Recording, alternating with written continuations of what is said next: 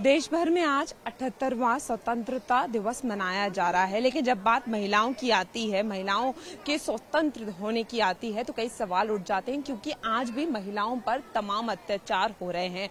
और इसी को देखते हुए आज लाल किला से एक बड़ा संदेश जो है वो प्रधानमंत्री ने दिया है महिलाओं के अत्याचार पर। आज भी जो है तमाम कार्यक्रम हो रहे हैं, तो मेरे साथ तमाम महिलाएं यहाँ पर जो हैं वो मौजूद हैं, उनसे हम सीधा बातचीत करेंगे। तो आज पीएम ने बहुत बड़ा संदेश दिया है। साफ तौर पर उन्होंने कहा है कि अगर ऐसी कोई अत्याचार महिलाओं के साथ होते हैं तो सख्त से सख्त सजा होनी चाहिए। ये बिल्कुल सही है। जैसे कि नारियों को शुरू से दबाया जाता है और हम चाहते हैं कि नारियां इतनी सशक्त हो कि किसी भी लोगों से डरने की जरूरत नहीं है। और एक कानून तो हमेशा 100% बनना चाहिए। ये जो रेपिस्ट काम करते हैं और निकल जाते हैं जिस भी रीजन से, इनको किसी भी तरह से बख्शा नहीं जाना चाहिए। आज हम स्वतंत्रता दिवस मना रहे हैं, लेकिन जब महिलाओं के स्वतंत्र होने की बात आती है तो आज भी देखा जाता है कि उनके साथ तमाम अत्याचार हो रहे हैं और कई बार उन्हीं पर इल्जाम लग जाते हैं कि ऐसा किया होगा, रात को क्यों निकली।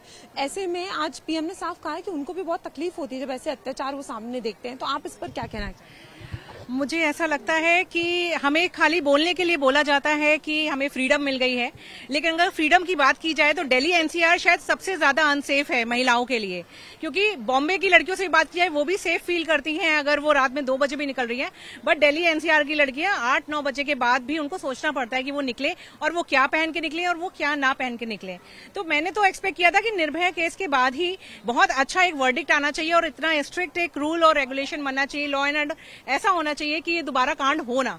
लेकिन फिर भी वो हो रहे हैं and it is very embarrassing, it is very shameful for India कि ऐसा कुछ हो रहा है। तो आई वुड से कि अब जो कोलकाता का केस हुआ है उससे सबक लेते हुए इस लॉ एंड ऑर्डर पे ज्यादा ध्यान दिया जाए और प्रधानमंत्री मोदी ऐसा कुछ रूल्स निकालें या फिर ऐसी कुछ सजा निकालें जिससे ये करने वाले, ये सोचने वाले डरें।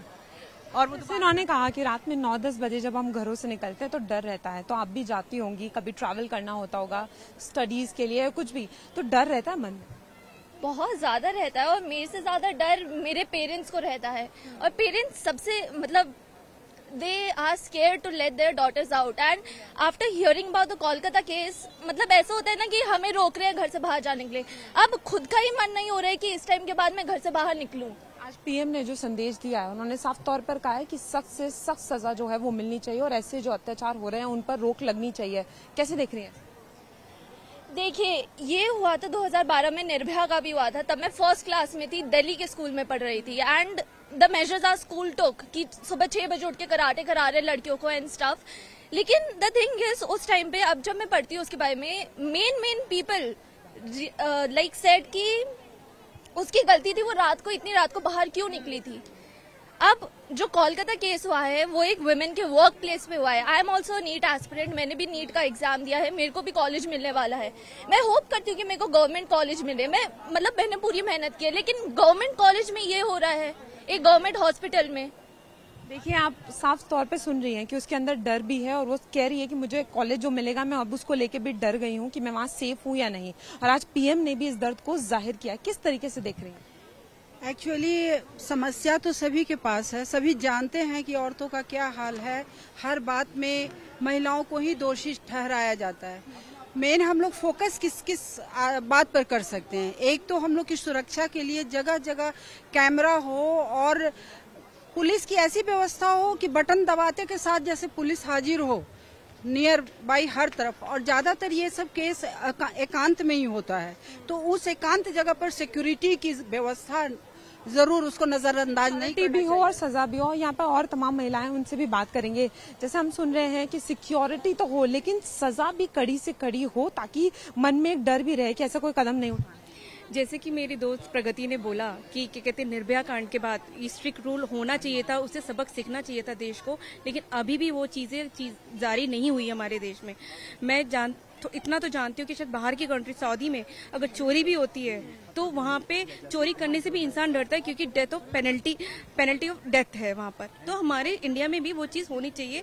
बहुत ज्यादा जरूरी हो गया कि एक सख्त कानून बने। जी बिल्कुल, और उससे भी बढ़कर रूट लेवल पे काम करना बहुत जरूरी है। हम बना तो देते हैं रूल्स, लॉज बना देते हैं, बट वो लॉ मतलब रूट लेवल में कभी भी इम्प्लीमेंट नहीं होता, which is why people doesn't have that fear that if I do a crime I will get punished, जो कि आउट ऑफ वर्ल्ड में इंटरनेशनल लेवल पे ये चीज है, बट हमारे इंडिया में अभी भी वो नहीं है।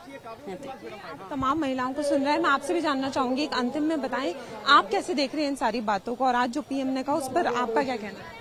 मैं इसको ऐसे देख रही हूँ कि सख्त से सख्त कानून बना हुआ है, पर फिर भी इसको, जैसे इन्होंने कहा कि रूट लेवल पे काम नहीं हो रहा है, तो हाँ ये शायद सच है कि रूट लेवल पे काम नहीं हो रहा। अगर ऐसा होता तो ऐसा नहीं होता जो अभी ये तो देखिए, आप साफ तौर पर महिलाओं को सुन रहे हैं। महिलाएं बता रही हैं कि आज भी वो डर बरकरार है, वो अपने आप को सेफ महसूस नहीं कर रही हैं। बहुत ज्यादा जरूरी है कि एक सख्त से सख्त कानून बने और एक रूट लेवल पर काम हो। कैमरामैन सोनू के साथ फराह खान, न्यूज़ 18 गाजियाबाद।